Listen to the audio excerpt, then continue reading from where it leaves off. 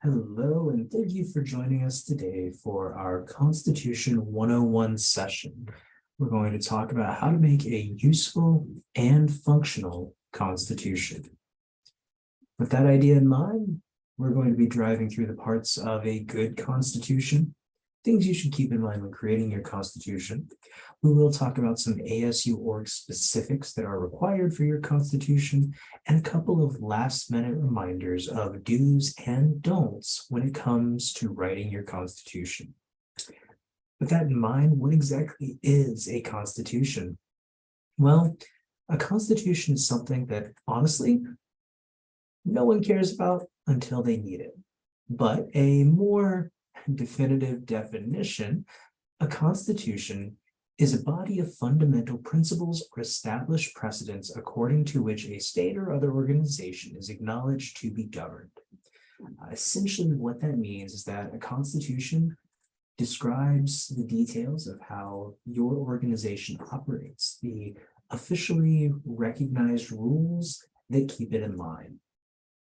And when it comes to a Constitution, there's four primary things, four primary aspects you need to keep it and include.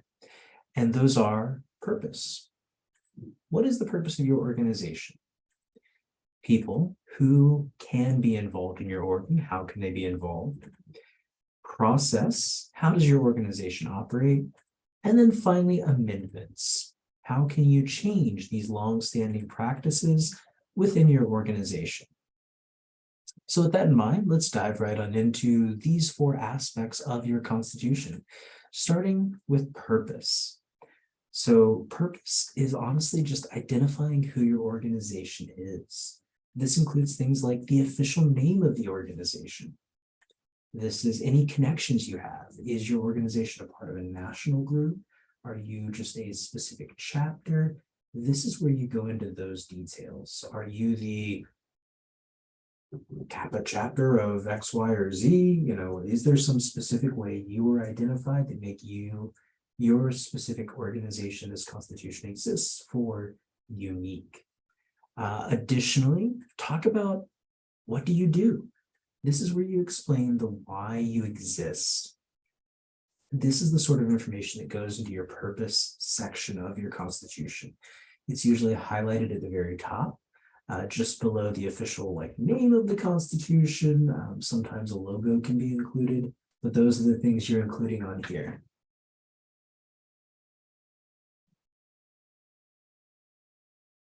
Now, additionally, after we talk about the purpose of the organization,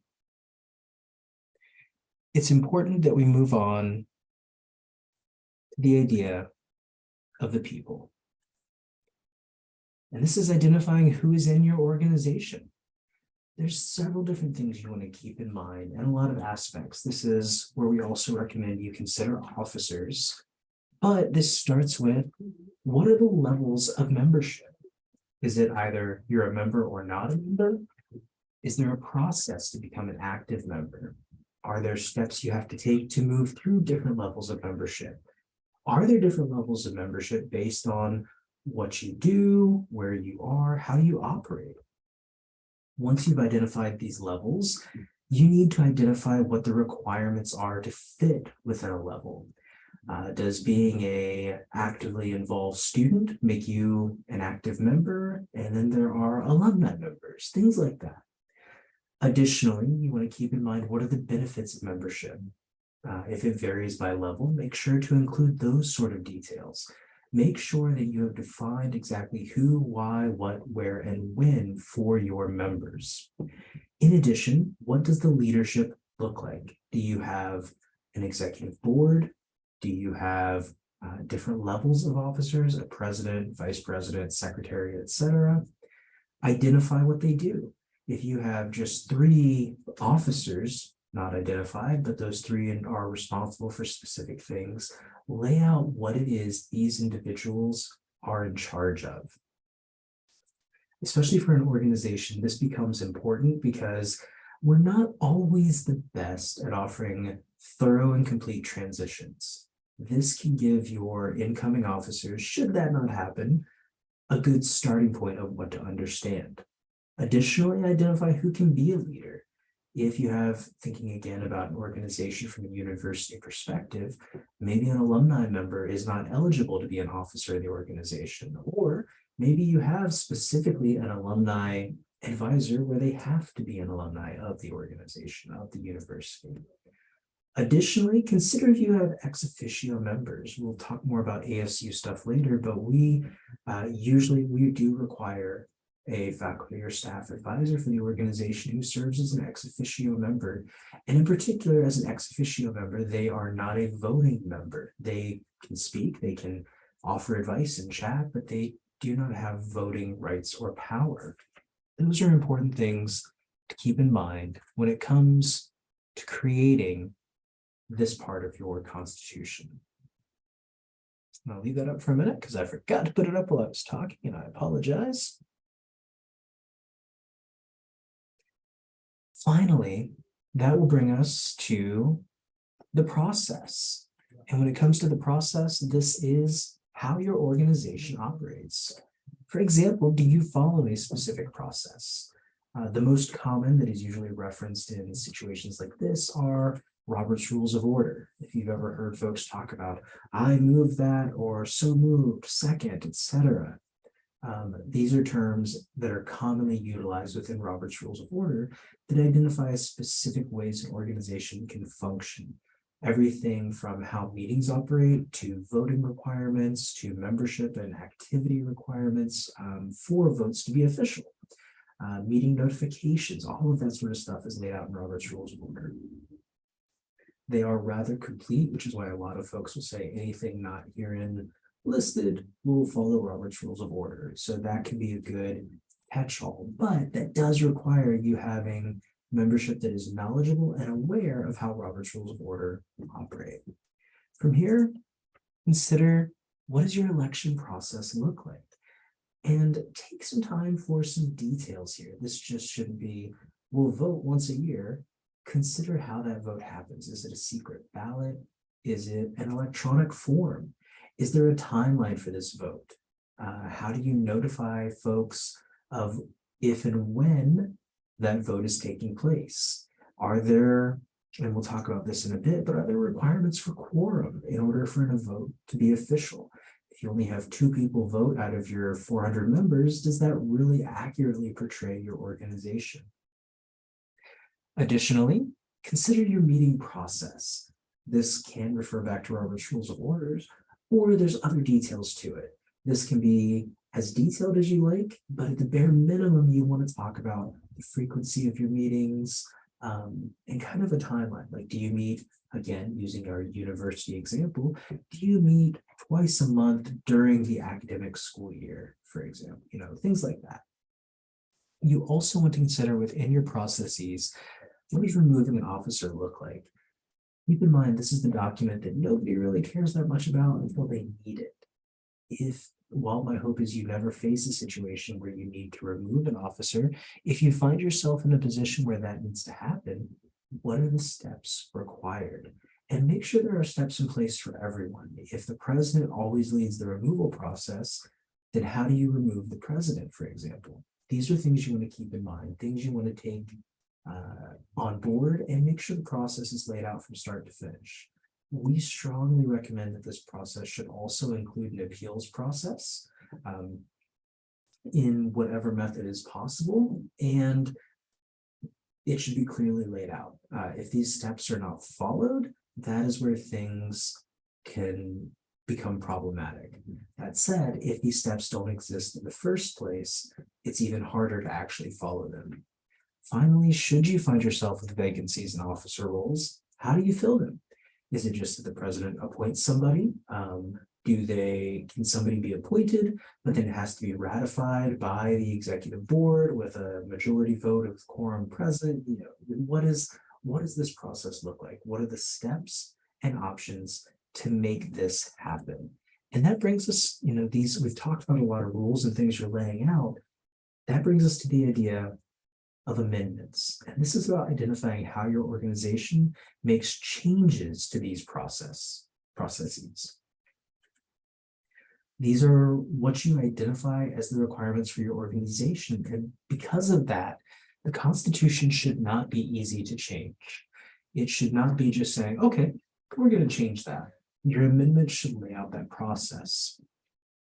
Generally, the common acceptance is that amendments require required approval of 2/3 of the voting members when quorum is present. Quorum means at least 51% of your voting members are there. This is where it can get a little tricky. There are some organizations that will say only the executive board has votes, in which case you're not really an organization of members, you're an organization of the executive board. So keep these sort of things in mind when you're creating your constitution. Same thing when you're understanding what quorum is, understand who needs to have a voice in that vote. And your amendment should reflect that. Your practices as written out here should reflect that exactly. That said, sometimes it can get tricky. Thinking again back to our student org example, maybe you want to talk about your election or your meeting process, and saying more than we meet twice a month is difficult. Well, that's where bylaws can come in handy. Bylaws are things that are a little bit easier to change. Usually you just need 51% of quorum of the voting members present.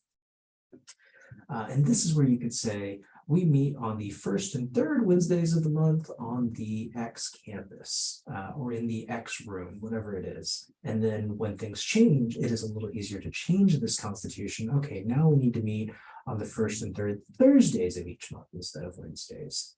Bylaws allow you a bit more of that definition and yet flexibility.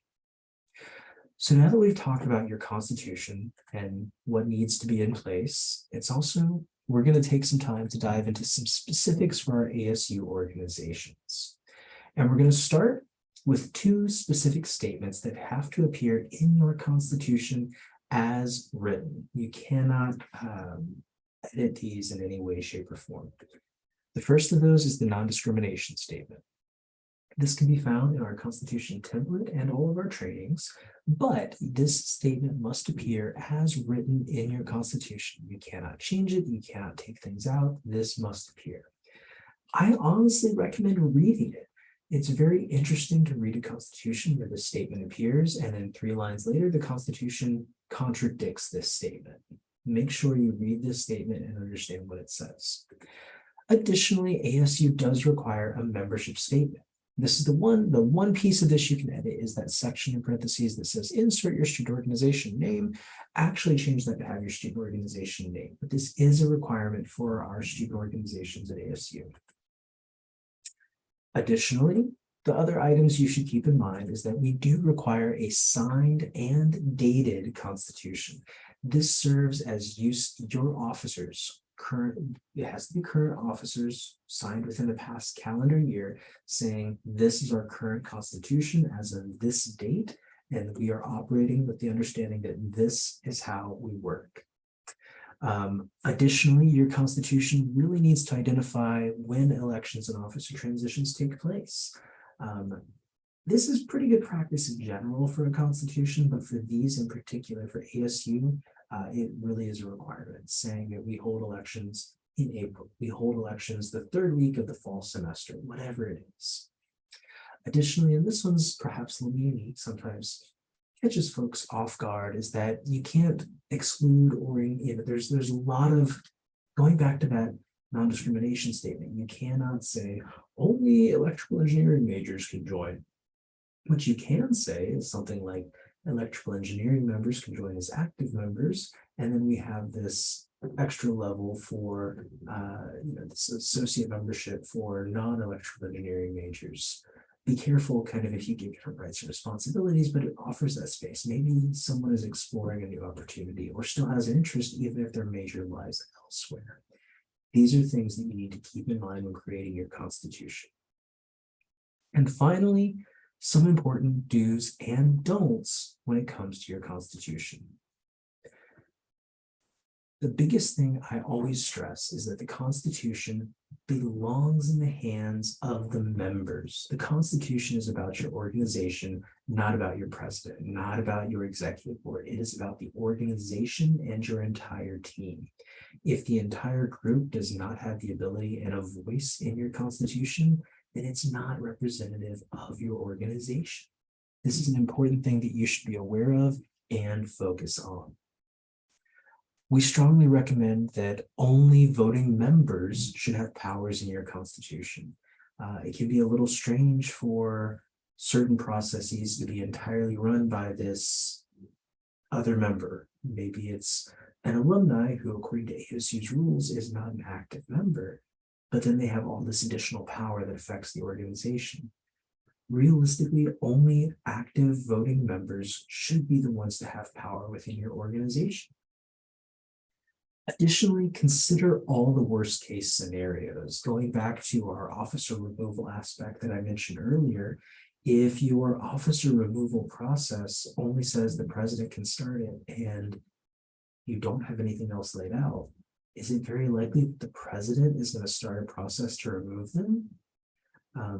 If your vacancy process only refers to a vacancy where an officer is removed, what happens if an officer resigns? Is there a separate process for that? When it comes to filling a role, if the president appoints things, what happens if the president is the one who is removed? These are kind of, again, consider the worst case scenarios and how your Constitution handles it.